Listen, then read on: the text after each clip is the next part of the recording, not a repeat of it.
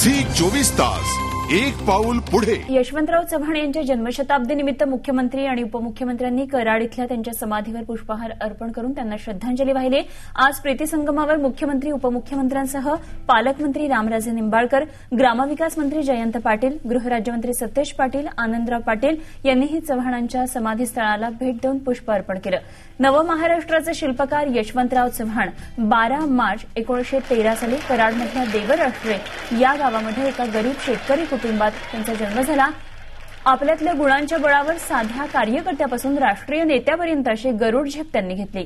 महाराष्ट्रातील संत परंपरा आणि समाज सुधारकांनी दिलेल्या शिकवणीचा मेळ घालून त्यांनी नव्या महाराष्ट्राचा कळस उभारला आणि खऱ्या अर्थानं महाराष्ट्ररूपी मंगल कलश आणण्याचं काम यशवंतराव चव्हाण यांनी केलं। सुशासन आणि राजकारणातील आदर्श मापदंड हे त्यांचं खास वैशिष्ट्य ठरलं। व्यक्तिगत आणि प्रादेशिक विचारांच्या पलीकडे जाऊन राष्ट्रहिताचं राजकारण त्यांनी केलं। महाराष्ट्राच्या मुख्यमंत्रीपदासोबतच संरक्षण मंत्री, अर्थमंत्री, परराष्ट्र मंत्री, उपपंतप्रधान अशा अनेक पदांवर त्यांनी काम केलं। महाराष्ट्राच्या मुख्यमंत्रीपदावर असताना त्यांच्या कार्यकाळामध्ये पंचायत राज व्यवस्थेला त्यांनी सुरुवात केली।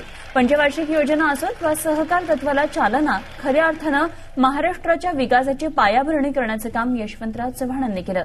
त्यांच्या जन्मशताब्दी वर्षानिमित्त आज ठिकठिकाणी राज्यात कार्यक्रम पार पडत आहेत।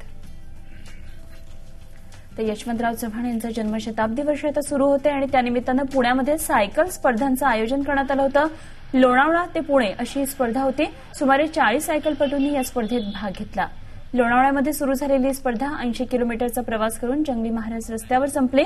पांडुरंग मोजाणे या सायकलपटूंनी ही स्पर्धा जिंकली। वसंतदादा सेवा प्रतिष्ठान या संस्थेनं या स्पर्धेचं आयोजन केलं होतं। गेल्या 22 वर्षांपासून या स्पर्धेचं आयोजन करण्यात येतं। झी24 तास एक पाऊल पुढे।